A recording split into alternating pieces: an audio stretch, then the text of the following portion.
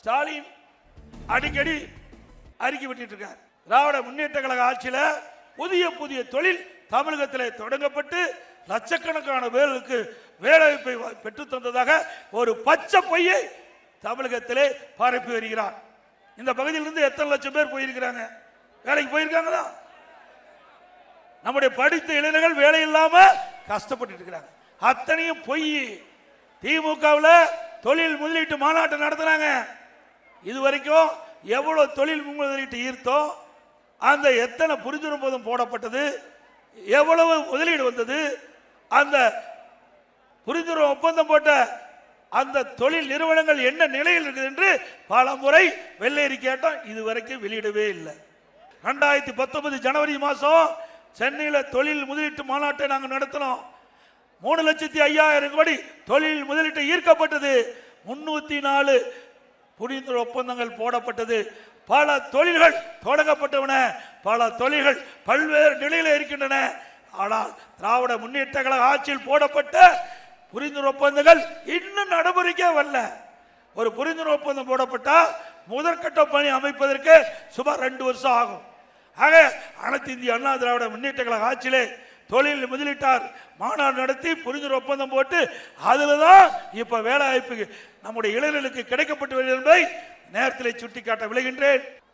வேண்டுமென்றே எதிர்கட்சி தமிழகத்திலே கடன் அதிகமாக வாங்கிவிட்டது என்று. கடன் வாங்கினா கடன் வாங்கினான்னு சொல்ல முடியும், அப்படிதாங்க சொல்ல முடியும்.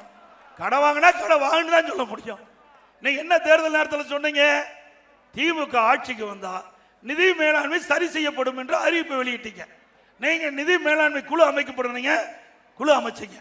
அந்த குழுல நிபுணர்களை நியமிப்பதா சொன்னீங்க, நிபுணர்கள் நியமிச்சீங்க.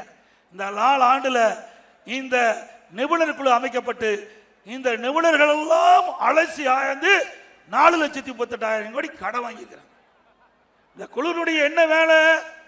இந்த குழுனுடைய பணி நிதி மேலாண்மை சரி செய்யும். அதாவது ஏற்கனவே இருக்கிற கடனை குறைக்க வேணும், வருவாயை பெருக்க வேணும். இதுதான் இந்த குழுனுடைய பணி. அதற்கு மாறா கடன் வாங்குறதுக்கு தான் இந்த குழுவை திரு ஸ்டாலின் அமைச்சிருக்கிறார். 4,38,000 கோடி 4 ஆண்டுகளை கடன் வாங்கியிருக்கிறார். இன்னும் ஓராண்டு எஞ்சி இருக்கிறது, 25, 26 இந்த ஆண்டு.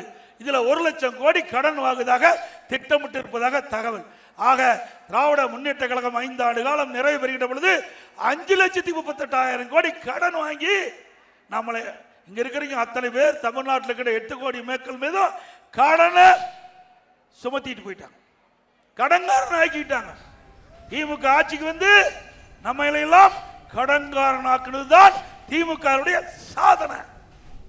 பிளே ஸ்டோர் மற்றும் ஆப் ஸ்டோரில் இருந்து பாலிமர் செயலியை QR கோடு மூலம் பதிவிறக்கம் செய்யுங்கள். செய்திகளை உடனுக்குடன் பெறுங்கள்.